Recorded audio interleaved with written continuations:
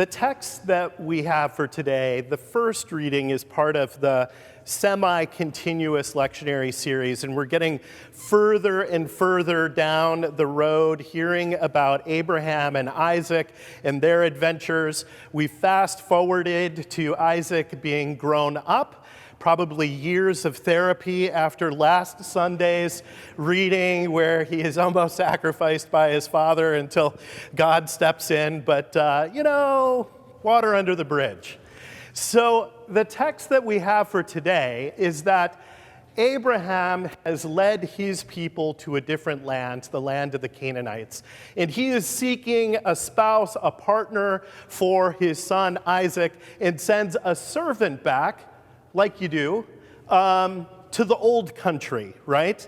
To find a spouse from Abraham's own people that he might then continue the family in that regard. Now, when I hear a story like this, I realize that my upbringing in the 1970s in suburban Chicago was not quite like this. We didn't send servants places. I don't know what's involved in watering camels, but I can imagine that there's a lot of work involved in that.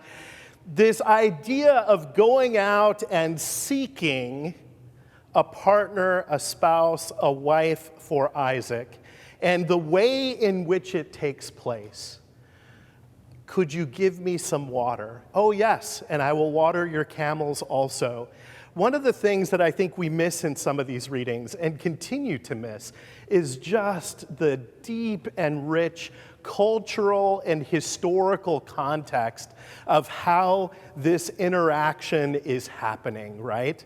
And then the servant goes and speaks with her brother. But there's something interesting that happens in this exchange in my mind. It's not the way in which I would picture it. You note that at a certain point, they turn to Rebekah and say, "So you want to go?" I don't ever picture that being part of the equation back then. I picture it more being like a, "Hey, this is going to be great. You'll have fun. We'll help you pack," kind of scenario. But they ask her, "Do you want to go? Do you want to go with him?" This guy that we've known for, an hour and a half here. The sense is, her answer could have been, "Yeah, no, I'm not going to go with this guy." She's given a choice, which is interesting.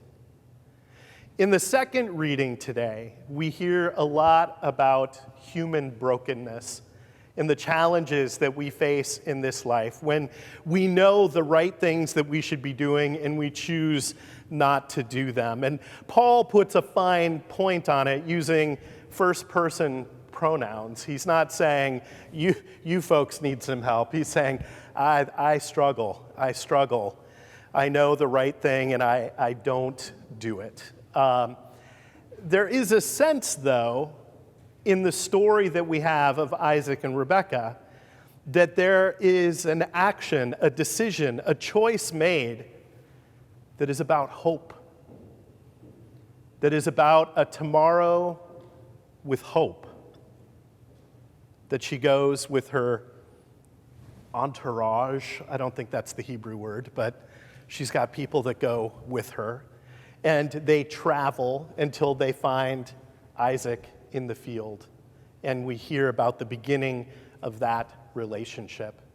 But there is something about that choice in that relationship that is about hope. Hope.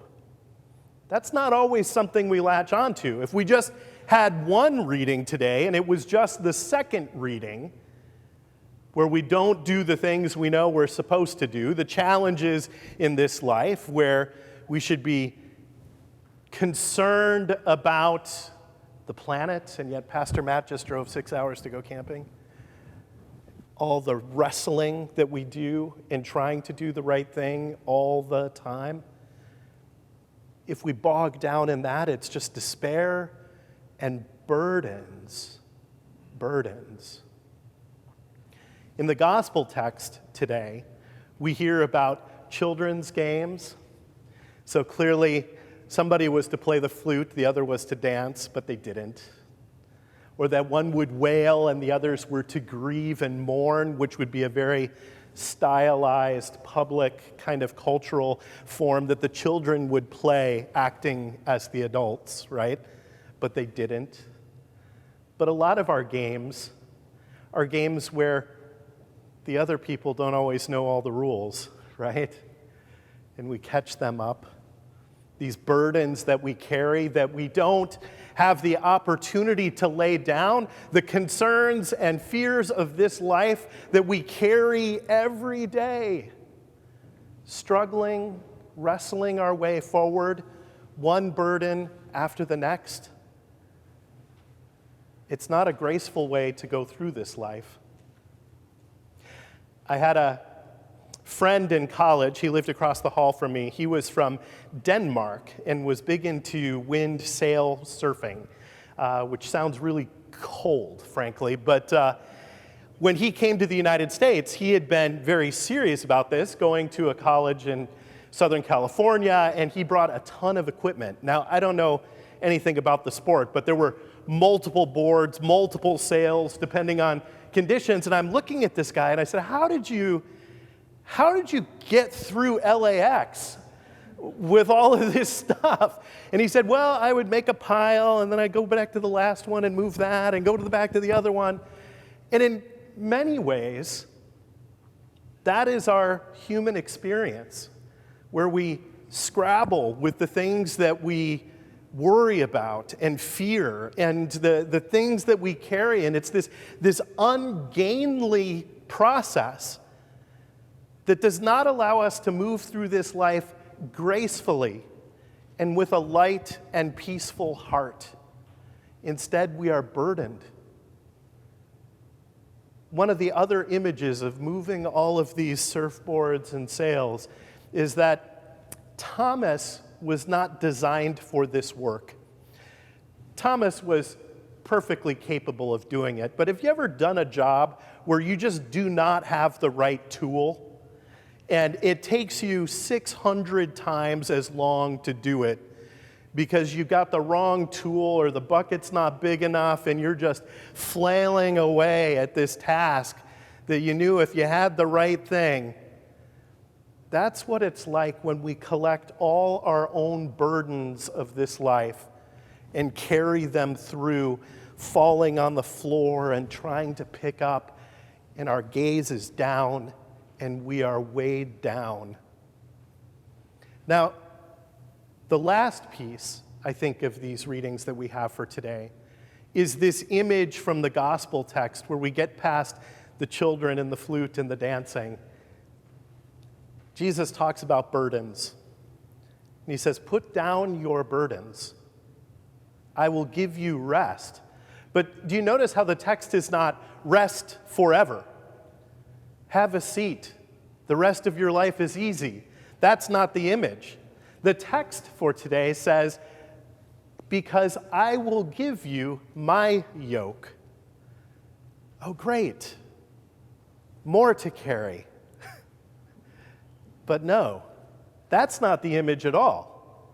The image is certainly of a yoke, something that is being carried, which might take us immediately back to burdens.